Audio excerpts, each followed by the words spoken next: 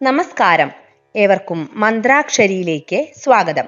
ഭഗവത്ഗീത യഥാരൂപം അധ്യായം 3 ശ്ലോകം 27.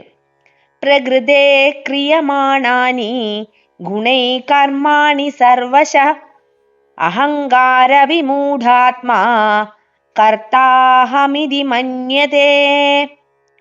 മിഥ്യാഹങ്കാരത്തിന്റെ പ്രഭാവത്താൽ മോഹിതനായ ജീവാത്മാവ് താനാണ് കർമ്മങ്ങൾ ചെയ്യുന്നതെന്ന് ചിന്തിക്കുന്നു. വാസ്തവത്തിൽ പ്രകൃതിയുടെ 3 ഗുണങ്ങളാണവ നിർവഹിക്കുന്നത്. കൃഷ്ണാവബോധമുള്ള ഒരാളും ഭൗതിക ചിന്താഗതിയുള്ള മറ്റൊരാളും ഒരേ നിലയിൽ ഒരേ രംഗത്ത് പ്രവർത്തിക്കുന്നതായി തോന്നാം. എന്നാൽ അവരുടെ നിലപാടുകൾക്ക് തമ്മിൽ വലിയ വ്യത്യാസമുണ്ട്.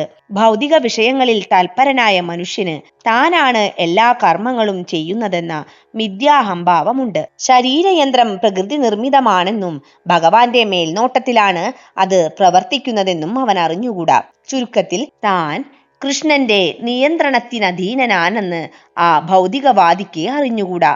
മിഥ്യാഹങ്കാരത്താൽ എല്ലാ പ്രവൃത്തികളുടെയും കർത്തൃത്വം തനിക്കാണെന്ന് അയാൾ അവകാശപ്പെടുന്നു.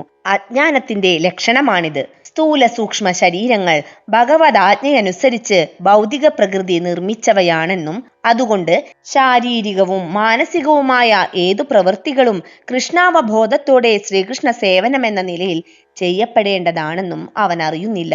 ഏറെ കാലമായി ഇന്ദ്രിയങ്ങളെ സുഖഭോഗങ്ങൾക്കായി ദുരുപയോഗപ്പെടുത്തിപ്പോന്നതിനാൽ മനുഷ്യൻ അഹങ്കാരത്താൽ വ്യാമോഹിതനായി കൃഷ്ണനും താനുമായുള്ള ശാശ്വത ബന്ധം മറന്നുപോയിരിക്കുന്നു. ഋഷികേശൻ അഥവാ ഇന്ദ്രിയങ്ങൾക്കധിപതിയാണ് ഭഗവാനെന്നും അവൻ ഓർക്കുന്നില്ല. ശ്ലോകം 28. തത്വവിത്തൂ മഹാബാഹോ ഗുണകർമ്മ വിഭാഗയോ ഗുണാഗുണേഷു വർത്തന്ത ഇതി മത്വാന സജ്ജതേ.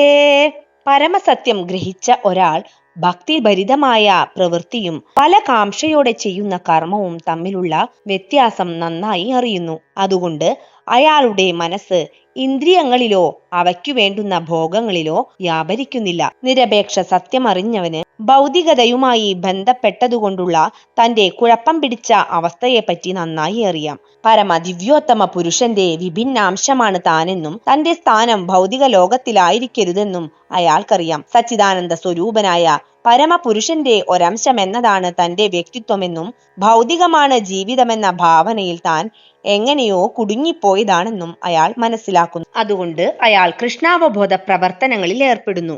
ഏതു തരത്തിലുള്ള ഭൗതിക പ്രശ്നങ്ങൾ ഉണ്ടായാലും എല്ലാം ഈശ്വരാനുഗ്രഹമായി കരുതുന്നു.